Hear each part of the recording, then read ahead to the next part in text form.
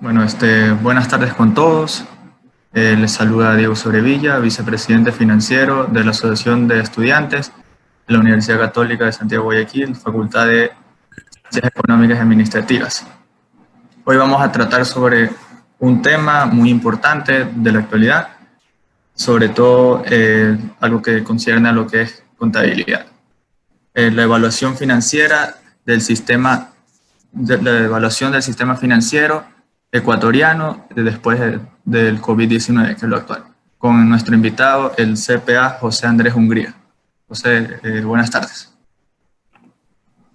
Hola Diego, ¿cómo estás? Buenas tardes a todos. Muchas gracias por la invitación. Espero que sea una conversación, una charla productiva, donde conversemos de contabilidad y finanzas y la actualidad económica que estamos viviendo. ¿Ya empezamos? Sí, José. Todo tuyo a la cancha. Bueno, voy a compartir la pantalla. Perfecto. Preparé un material.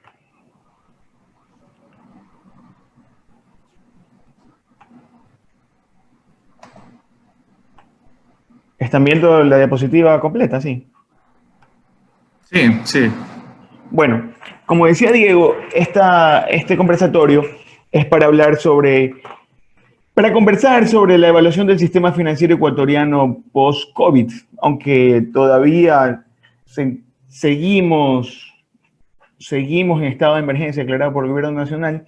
Se podría decir que el hecho de ya poder salir y de alguna manera producir ha tenido sus implicaciones a todo nivel, ¿no? Si bien esta charla este conversatorio tiene un índole contable, la banca es el motor de la economía y el dinero es la sangre de la economía. En la banca sería un análisis incompleto si no consideramos variables macroeconómicas, variables financieras y bueno, como lo indicaba Diego, el efecto contable de todo lo que está pasando, ¿no? Para esto... Perdón, ¿tienes alguna duda, Danilo, creo? No, disculpe. No te preocupes. Bueno, primero hablemos un poco de la coyuntura económica nacional. He elegido ciertas variables, ciertas situaciones macroeconómicas que van de alguna manera a impactar a lo que pasa con el sistema financiero, ¿no? El sistema financiero, en este momento estoy hablando solamente de la banca privada, que es lo que el motivo de este conversatorio, ¿no? Tenemos que el sistema público no financiero tiene un déficit a mayo del 2019, tenía un déficit de 3.008 millones de dólares. Todavía las cifras de este año no están promulgadas, pero sabemos que van por el mismo sentido. Ahora, con el efecto del coronavirus, con el efecto de la deuda que se ha estado gestionando, no solo por temas COVID, sino también por el desfinanciamiento, por el déficit que tiene el gobierno a nivel presupuestario para este año, ya había líneas de crédito que se estaban trabajando, ¿no?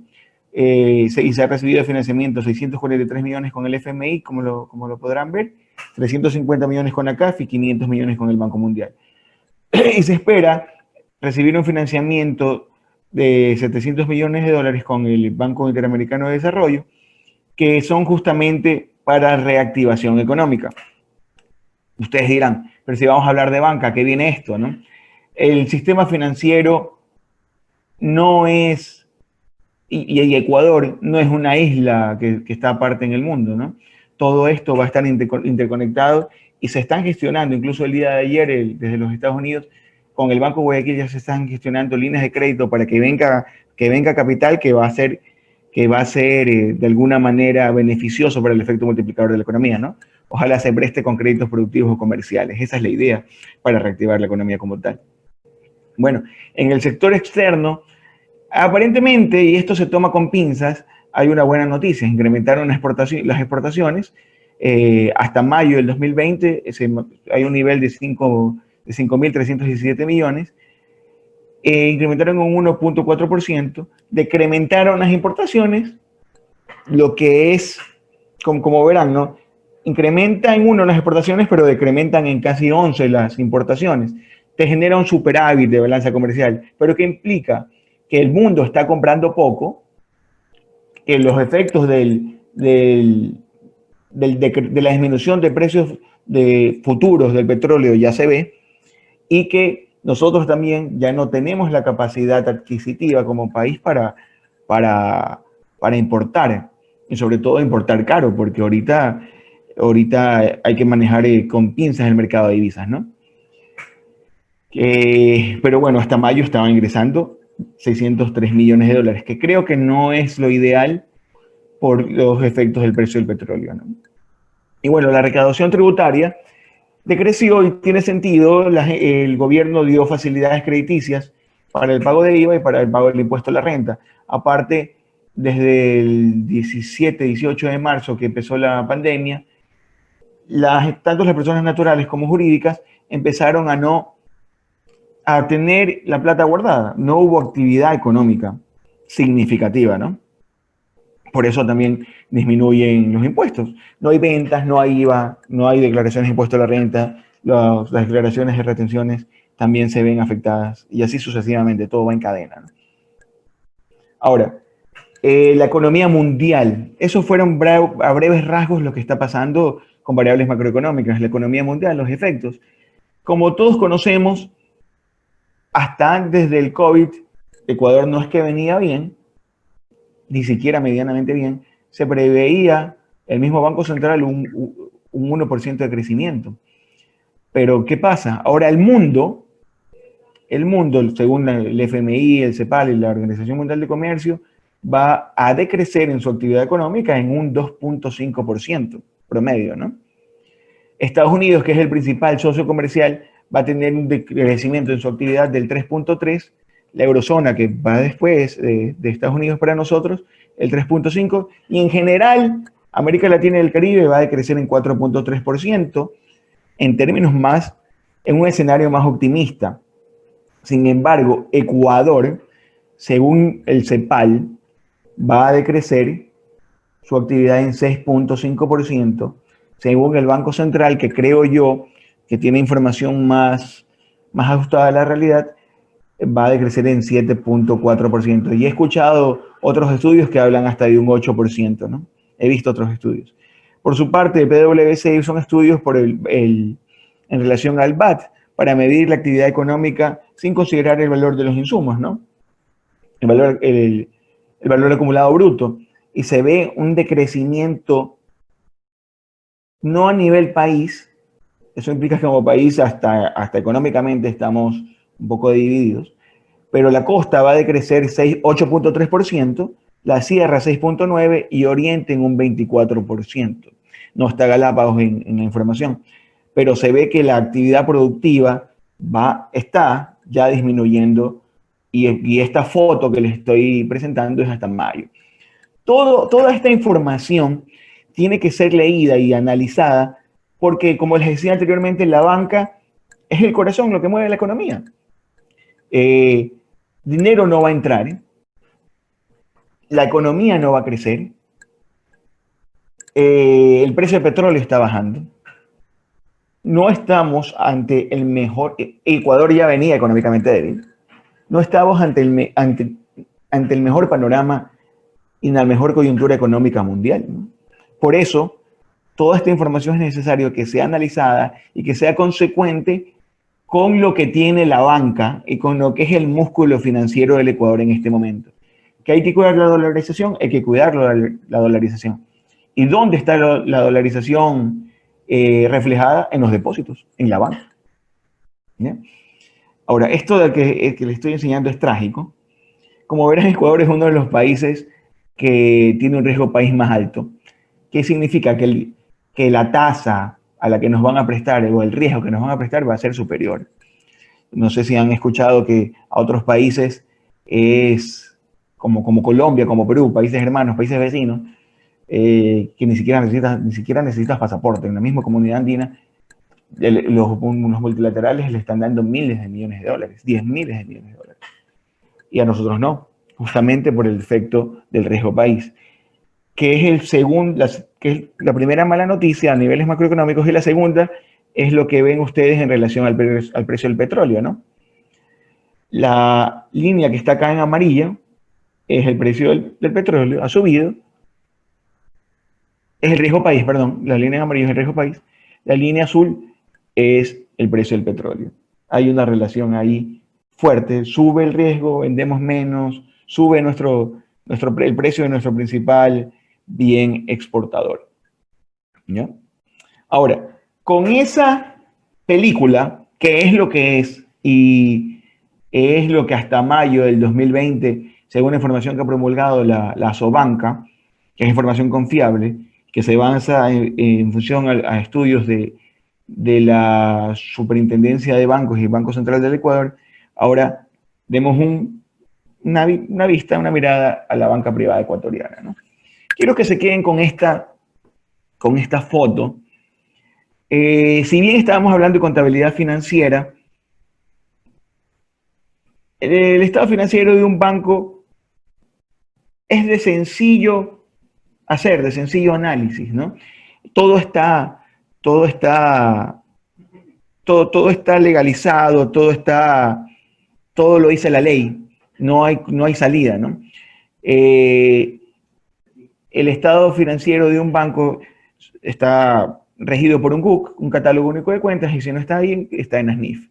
Ahora, en activos que tenemos, principalmente fondos disponibles, inversiones, cartera de crédito, cuentas por cobrar, bienes adjudicados, activos fijos y otros activos.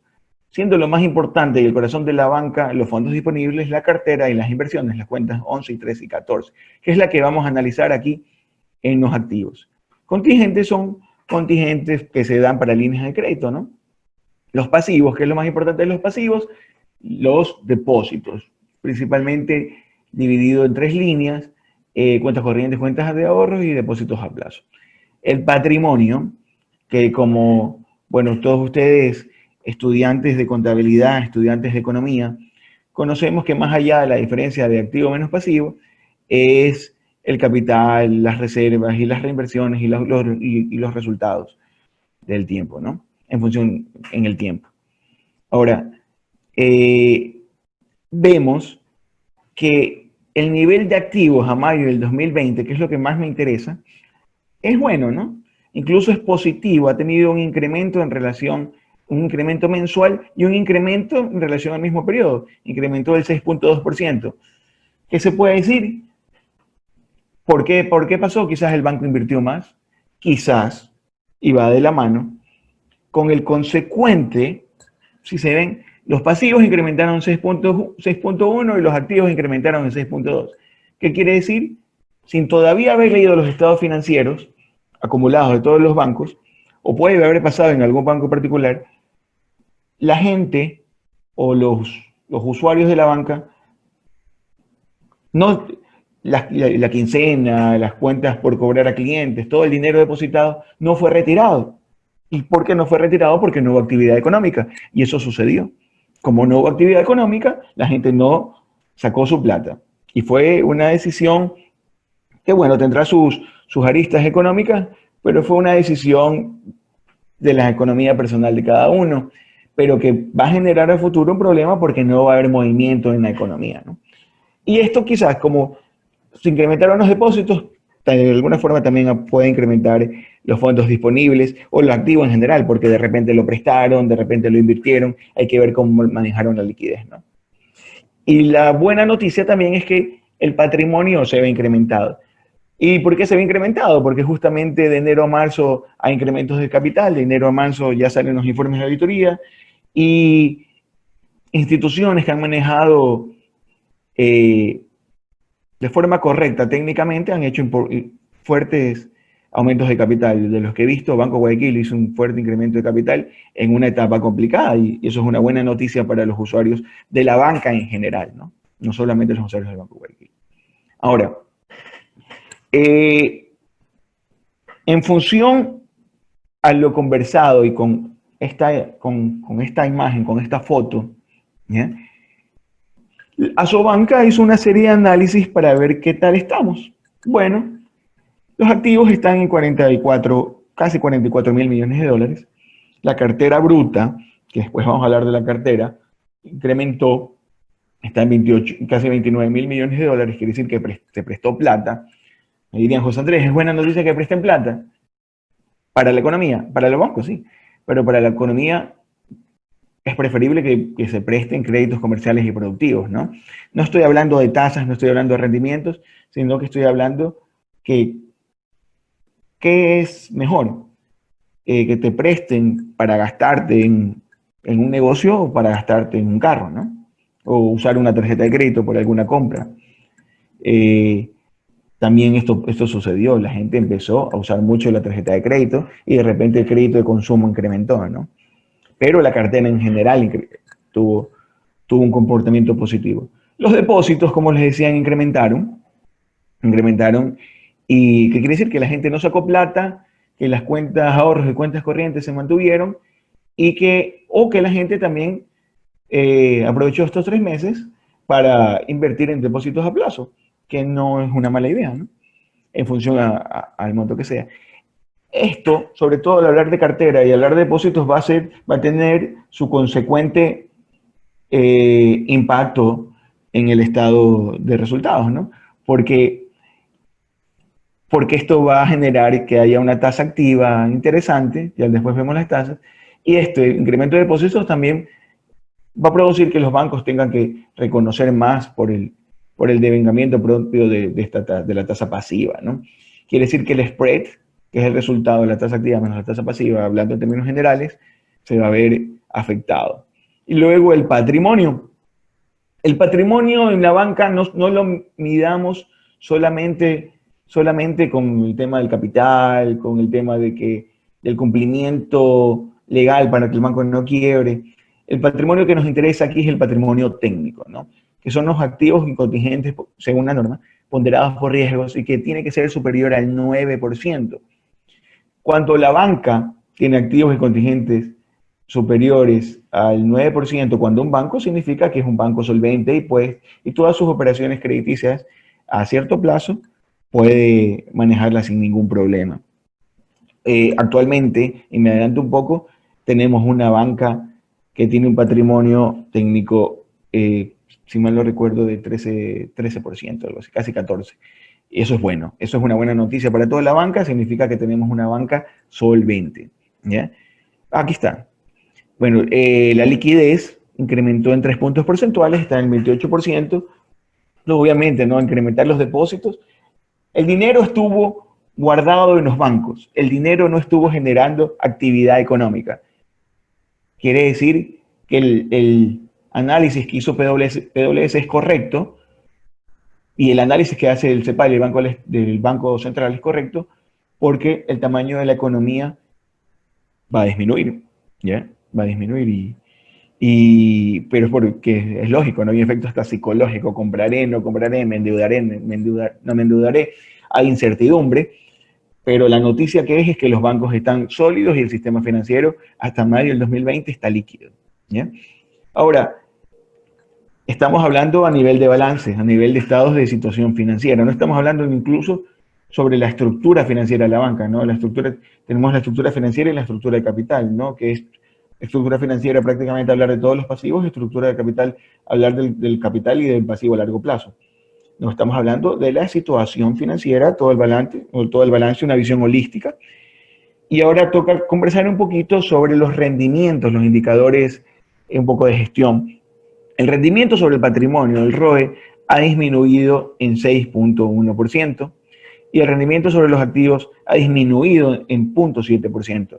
Significa que los banqueros están ganando menos, significa que el dinero está en balance, significa que la banca, como incrementaron los depósitos, ha tenido que pagar más. Y significa que no hay actividad económica más allá de los créditos, y hablando en finanzas personales, más allá de los créditos de consumo que pueden existir, ¿no?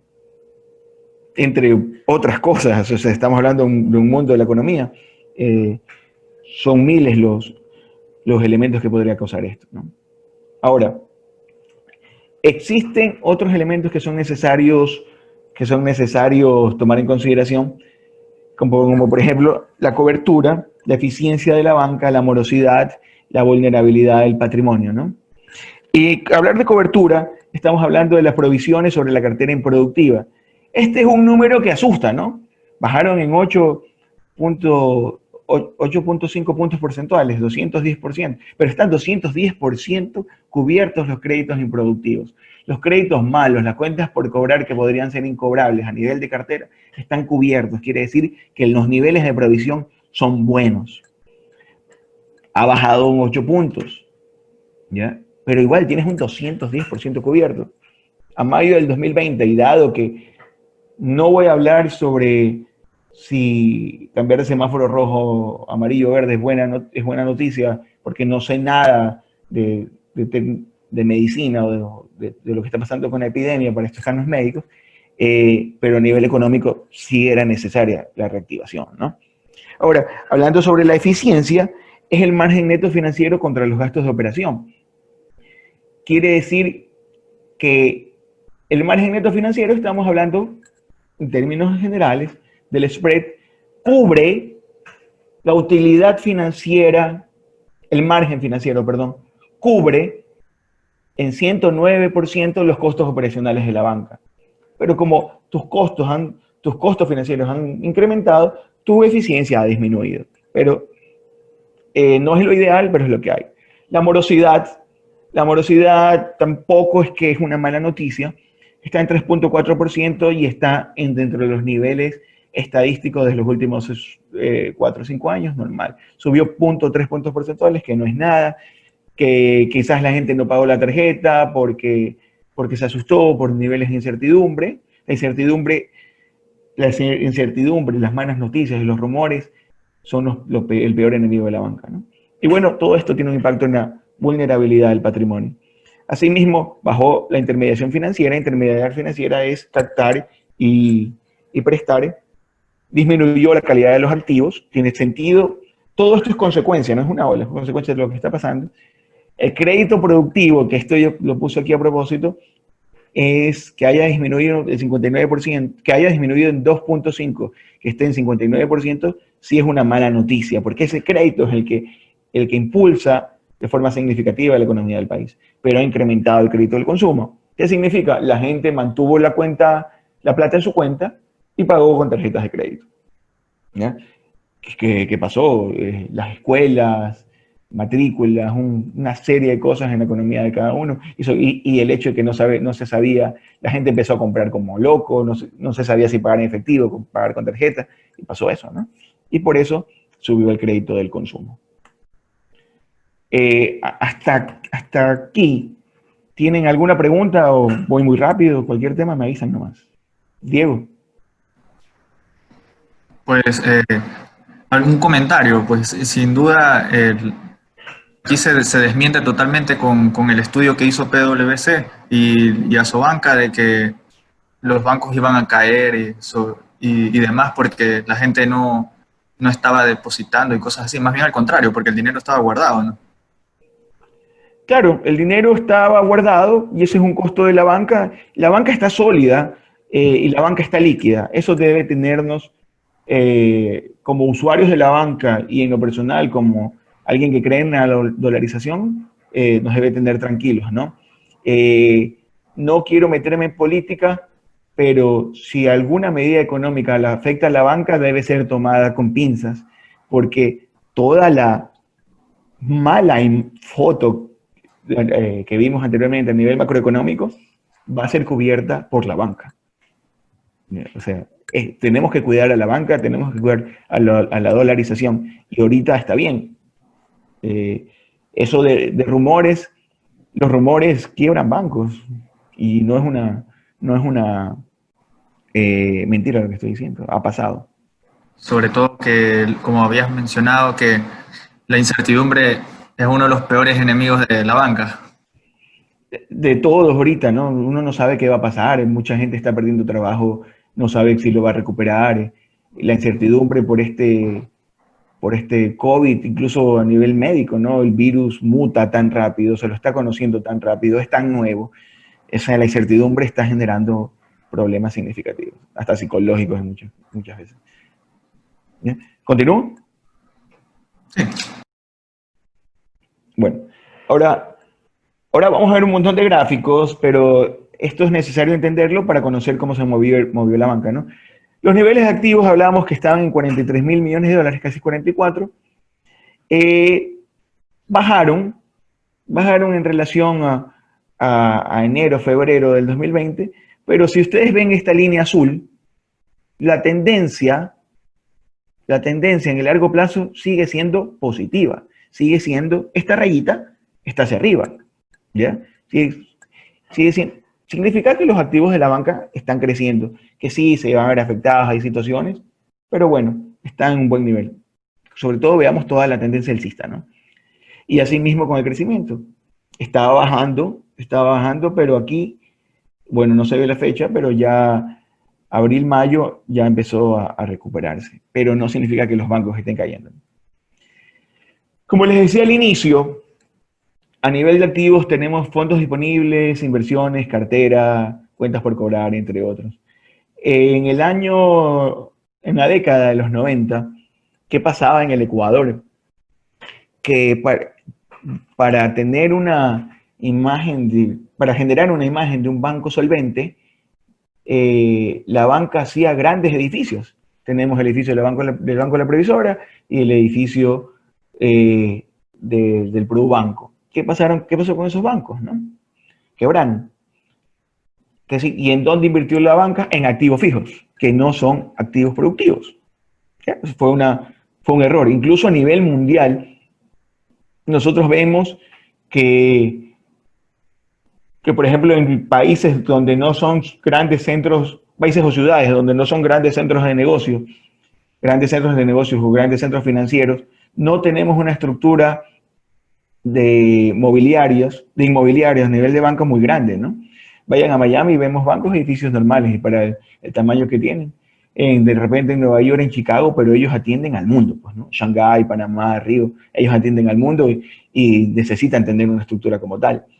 Ahora, ¿qué cuentas son las, quizás a nivel de activo? Pues, todo es importante, pero a las que van a influir en la tasa, en el spread, las inversiones y la cartera. Las inversiones son inversiones que las reservas de liquidez indistintas al fondo de liquidez y a los acápites que tiene la ley tienen que ser invertidos, ¿no? Inversiones para negociar, disponibles para la venta, mantenidas a su vencimiento. Cada uno tiene su propio tratamiento contable, sobre todo temas de costo amortizado. Pero las inversiones han crecido. La pregunta sería obvia. Si la banca estaría mal, ¿estaría invirtiendo? No. Las inversiones, aquí hubo un problema, ¿no? ¿Qué pasó? Mira, pero es una línea de crecimiento, ¿no? De variación, perdón. Pero sigue creciendo. Las inversiones, de los cuales casi 44 mil millones de dólares que hablamos anteriormente, estaban en 4.700 millones de dólares. La cartera, que es el corazón de la banca y el corazón de la economía, la cartera tiene la misma tendencia bruta, no estamos hablando ahorita de niveles de provisión, tiene la misma tendencia, esta línea azul, que el nivel de activos. Significa que los bancos han venido prestando dinero. Verán aquí mayo 16, enero 17, con respecto a toda tendencia política, ¿no? Teníamos un gobierno que sí afectó con sus políticas a la banca, y teníamos también los efectos de la fuerte caída del precio del petróleo, entre otros temas, ¿no? Pero se dio un nuevo impulso a la banca, a créditos que espero yo que hayan sido créditos productivos para la reactivación económica como tal. Económicamente, como les decía, no estamos ni medianamente bien, pero los créditos han sido otorgados y esto es una buena noticia para la economía. Casi 29 mil millones de dólares en plata prestada. Quiere decir que quien está asumiendo el riesgo de la coyuntura económica nacional y mundial en este momento, en términos generales, es la banca. Que sí, me dice José Andrés, pero esta línea acá ha disminuido, la variación anual ha disminuido en casi 3%, un 3%, que hace 3 años estaba en menos 8%, ¿no?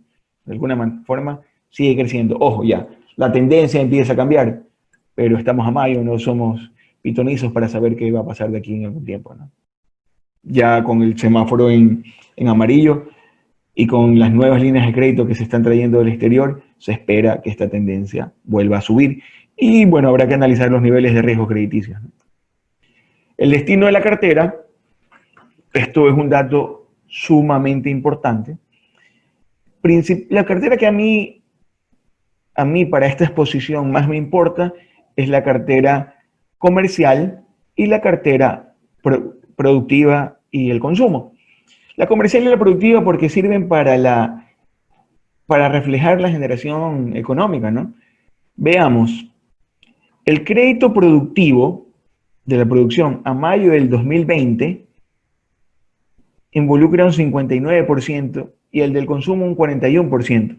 Como verán, y el gráfico habla por sí solo, el crédito del consumo ha venido incrementando y el crédito de la producción ha venido disminuyendo. Significa que la gente ha usado más sus tarjetas, que las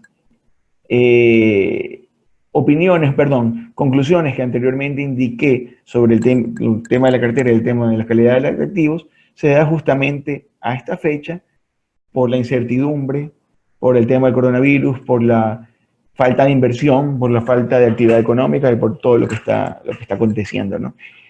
Ojo, podríamos decir que estamos a niveles normales, sí, pero la tendencia está marcada, ¿no?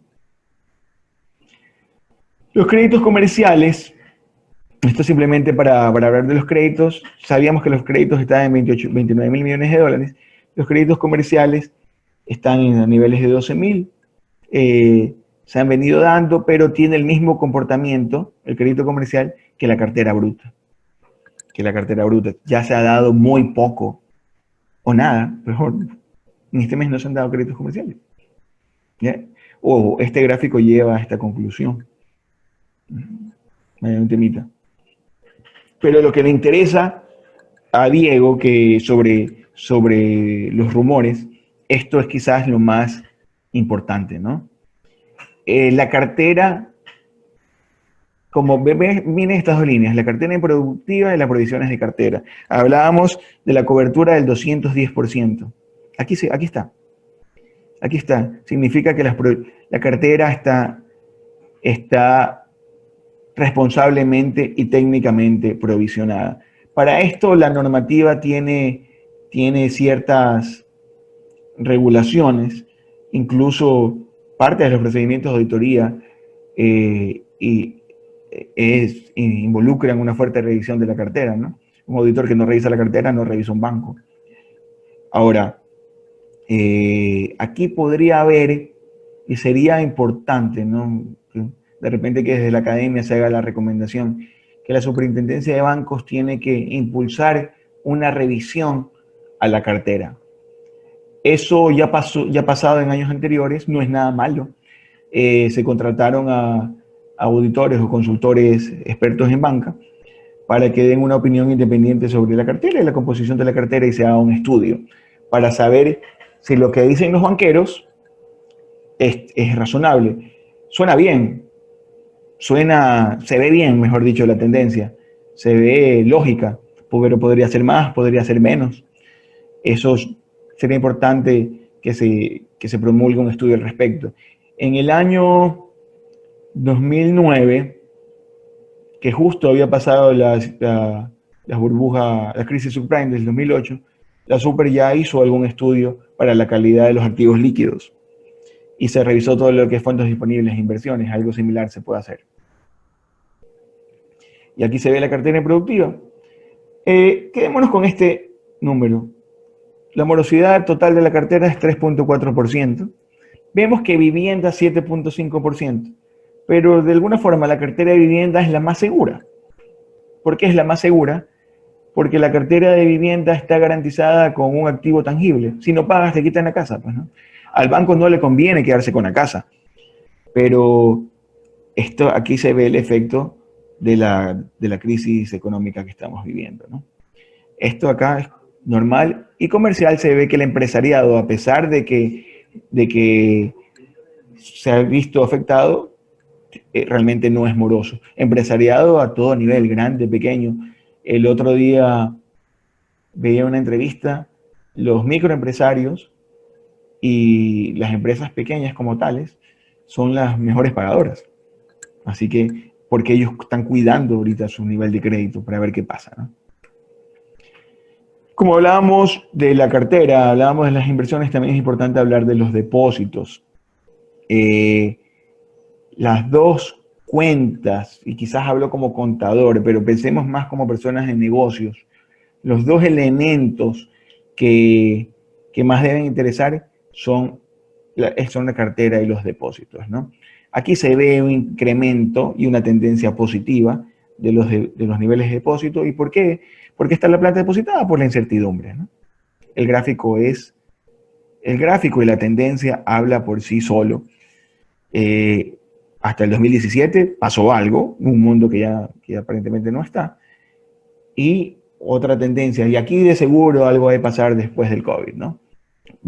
Sobre todo tengamos en mente la trágica, el trágico escenario macroeconómico que tenemos, que Ecuador decrezca el 7%, es una mala noticia. Bueno, la combinación de las captaciones, en el argot financiero, ¿no? Colocar, prestar, captar, depositar, ¿no? Hablemos ahorita para hablar sin tecnicismos, 3 tipos de cuentas. Ahorros corrientes y depósitos a plazo, que son inversiones, ¿no? Las cuentas corrientes no generan intereses, son los depósitos monetarios, involucran el 32%, son las chequeras, son los pagos que hacen las empresas y todos los asuntos. Las cuentas de ahorro casi el 40%, y personas del exterior, depositantes locales tienen dineros invertidos. Para eso es una banca, ¿no? Estamos hablando de una banca comercial. No se confunda, por favor, inversiones en depósitos a plazo con una banca de inversión que es muy débil en el Ecuador y que no forma parte de este análisis.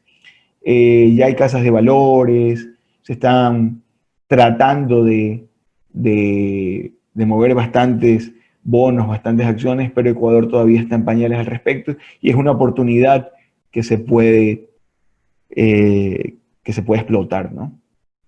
Técnicamente. Ahora, ya hablamos del balance, al menos de activos y pasivos, hablemos del patrimonio. Recuerden que yo les decía que el patrimonio que nos importaba era el patrimonio técnico, que son activos y contingentes ponderados por riesgo. La normativa te los dice, son claramente, no hay pierde, una vez al mes la banca tiene que reportarlos.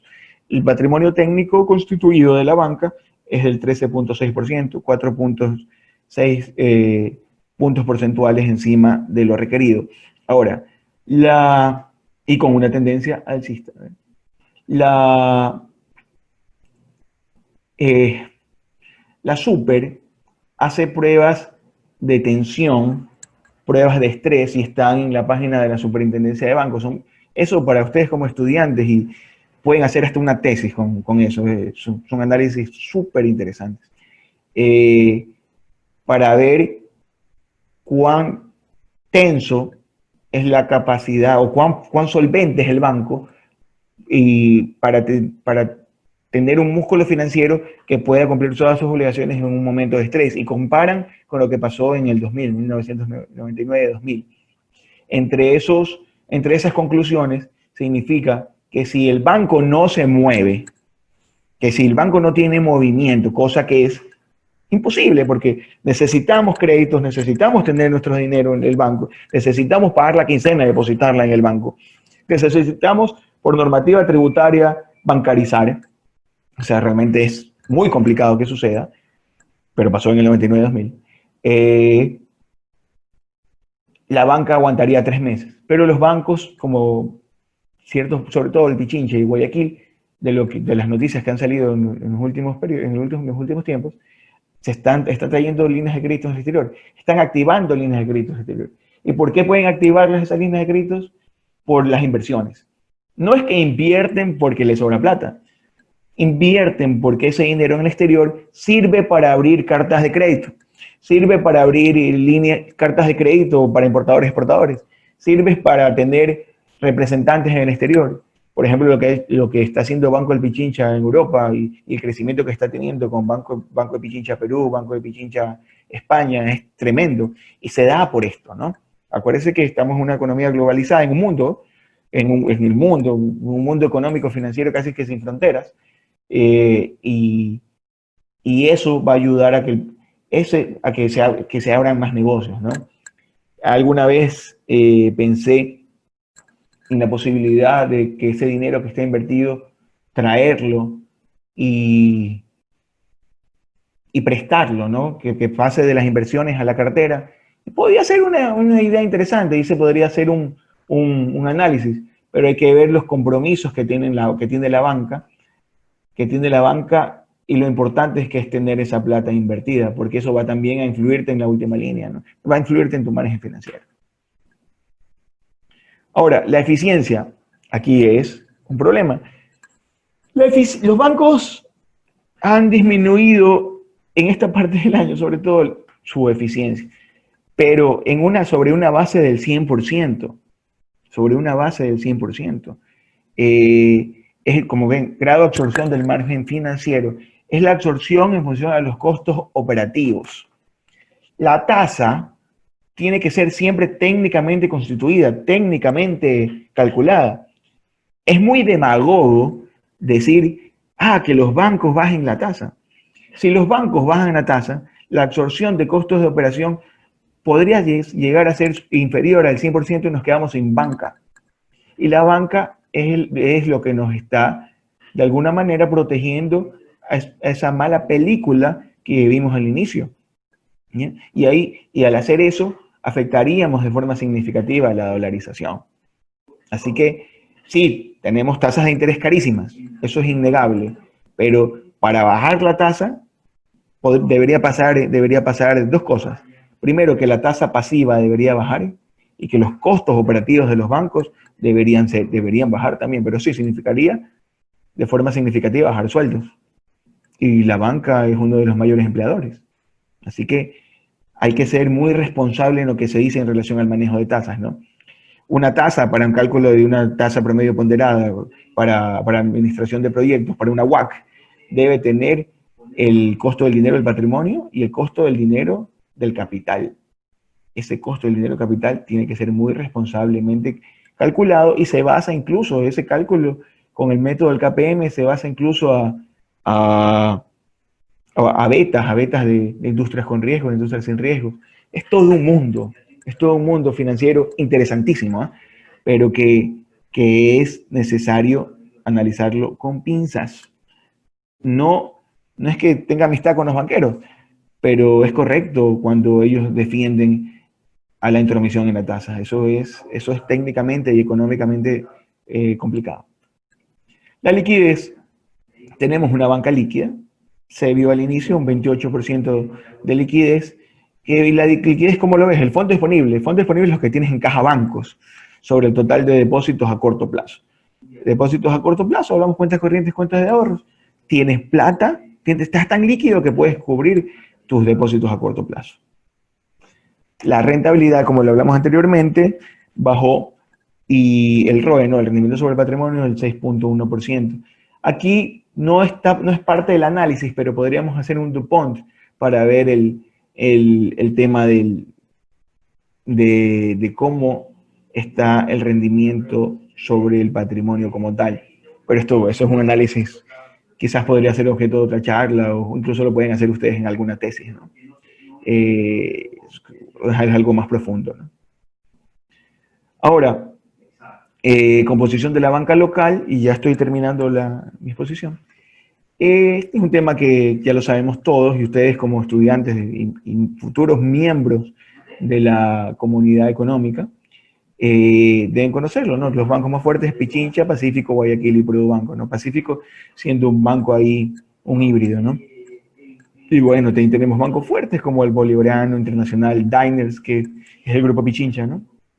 Austro, bueno, la serie de bancos, los 24 bancos privados que conforman la banca. José Andrés, ¿por qué no lo mides por utilidades? José Andrés, ¿por qué no nos muestras utilidades? Porque de seguro ustedes se han hecho quizás algún examen médico Y para llegar a un resultado que nos interesa, que es saber financieramente hablando, no operativamente en el nivel de gestión, si la banca está bien o mal, son los índices que de alguna manera hemos conversado en esta exposición. Eh, la banca tuvo utilidades significativas en el periodo anterior, creo que un banco, solo el Pichincha, llegó a 120 millones de dólares, pero eso se ve reflejado en el patrimonio técnico. Bueno, ¿quién, fuera increíble, ¿no? Pero hablemos que la banca es un negocio. Fuera increíble que se preste más, fuera increíble, fuera bueno para la economía que se capitalicen más esas utilidades, pero lo están haciendo. Pero la banca es un negocio y y los y el riesgo que involucra es fuerte, ¿no? Es fuerte. No es y no es coherente que a mayo hablemos de utilidades. Como contador, ¿no? Hablamos de periodos cerrados, pues, ¿no? No es coherente. Y como último punto, las tasas de interés. Las tasas de interés están reguladas y es lo que hablábamos anteriormente. Sí podríamos decir que las tasas son altas, por ejemplo, las tasas en los Estados Unidos de banca comercial, no confundamos la banca que nos ponen en las películas, en las series, que es sobre todo banca de inversión. En la banca comercial, la tasa para un crédito de consumo está en los niveles del 6%. Acá estamos en niveles del 17%. Es otra economía, es otro riesgo, eh, es una banca más sólida, pero también va a tener sus afectaciones. Con eso quería terminar, porque hablar de contabilidad es toda una materia, ¿no? Yo, disculpen que envíe esta cuñita, ¿no? Pero es hasta la misma universidad. Yo les recomiendo que aprovechen las facilidades que da la universidad que está lanzando la maestría de contabilidad y finanzas. Eh, y realmente lo vi a un precio espectacular y con el aval de la Católica, y están socios de firmas auditoras, están profesionales de muy altísimo nivel. Eh, deberían, yo creo que todo profesional, no solamente un economista, un contador, un ingeniero comercial, un ingeniero en gestión, no solamente los profesionales que están en el mundo empresarial deberían saber contabilidad y finanzas, sino todos. Todos deberíamos hacer un MBA, todos deberíamos saber de contabilidad y finanzas, y sobre todo nosotros deberíamos eh, estar siempre actualizados y sabiendas que se viene un nuevo mundo y una nueva normalidad, que el que más armado está es el que mejor educado es. Y como estudiantes de la Católica deberían aprovechar esas facilidades que tiene la universidad. Con esto quería terminar. Bueno, mis fuentes que son importantes, ustedes conocen, ¿no? Asobanca, Price, Banco Central y la Superintendencia de Bancos. Eh, y bueno, si tienen alguna consulta, con mucho gusto voy a dejar de compartir. Bueno, bastante gente.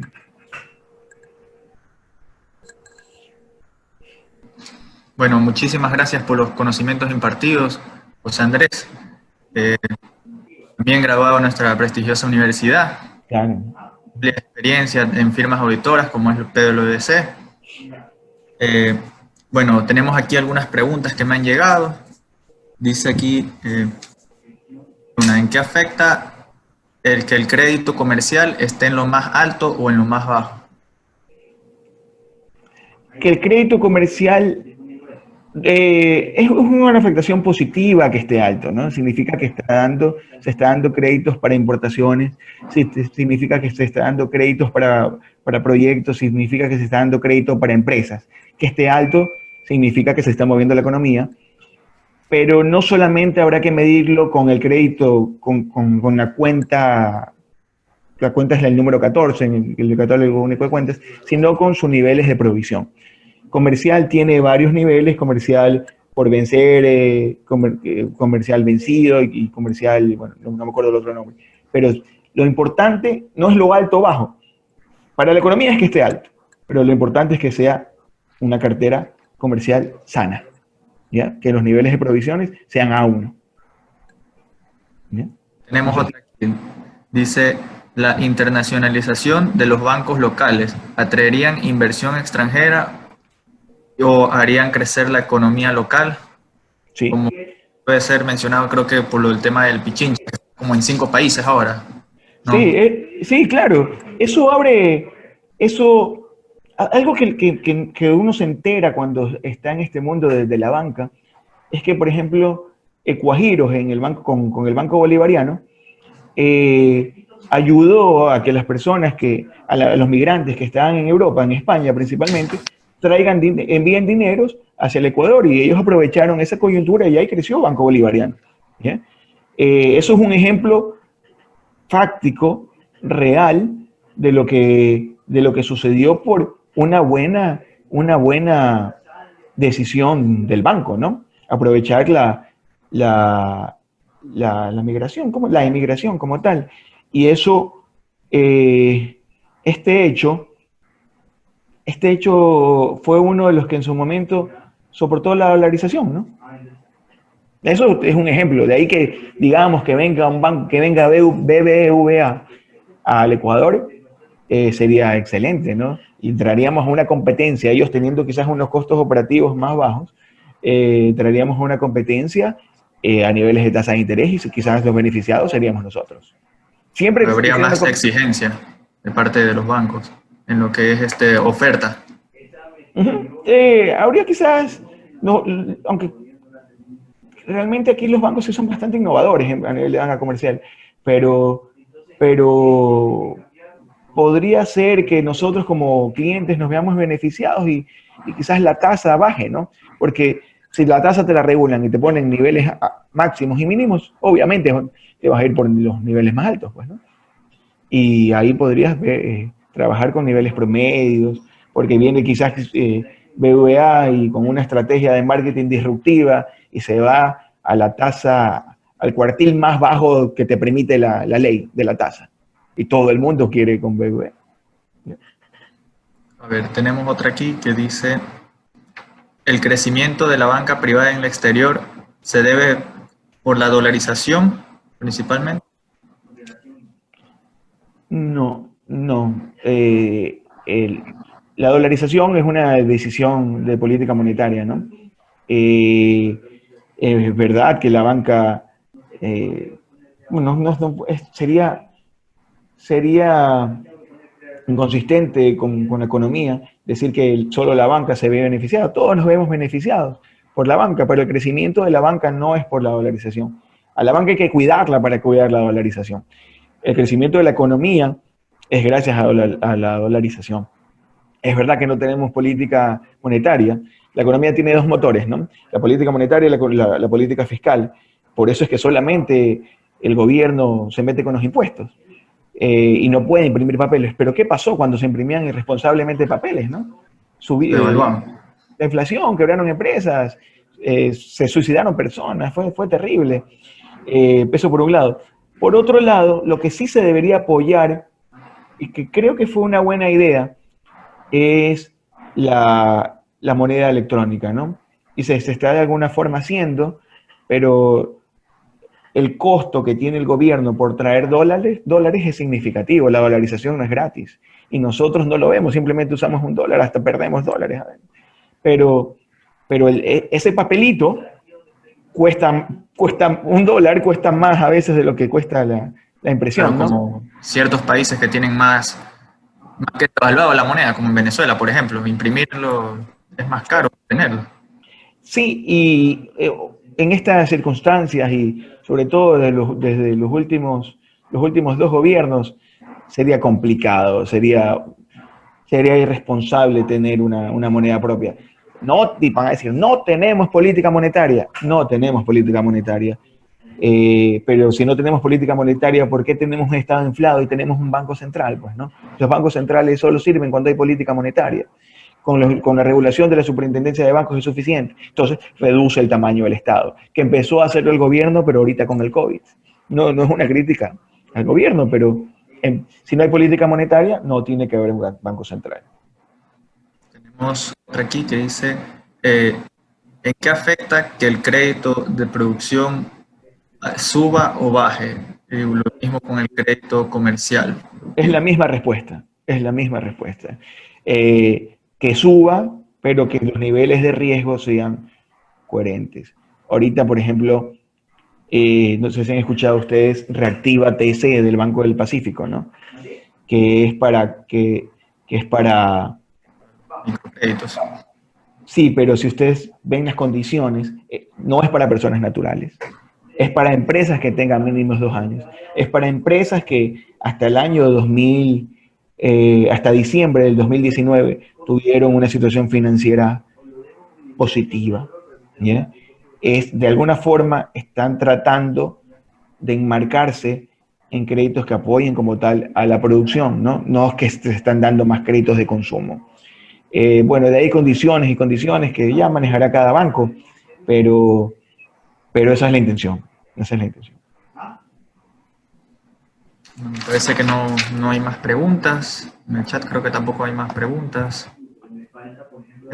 No, esa ahí ya la entendimos. Sé que no hay más. Bueno, entonces, Muchísimas gracias, José Andrés, por su presencia, sus conocimientos hacia nosotros, de estudiantes. Realmente ha sido una tarde muy productiva. Ha sido grabado también. claro. Poderlo ver en cualquier momento. Muchas gracias. Claro, muchas gracias a ti, Diego. Lo felicito. En realidad me hubiera gustado que la asociación en mi época de estudiante tenga estas iniciativas. Bueno, no había estos esquemas online, ¿no? Pero al menos en el auditorio. Pero los felicito, sigan así. Y muy personal, criterio muy personal como ex alumno de la Católica, aprovechen este nuevo impulso que está dando la universidad en las maestrías. Por ejemplo, vi que la maestría en contabilidad y finanzas. Es una buena noticia para la universidad. Perfecto, ojalá. Ya yo estoy también por egresar y de pronto hasta compañeros seríamos de maestría. Bueno, sería un gusto verlo. Muchas gracias. Gracias.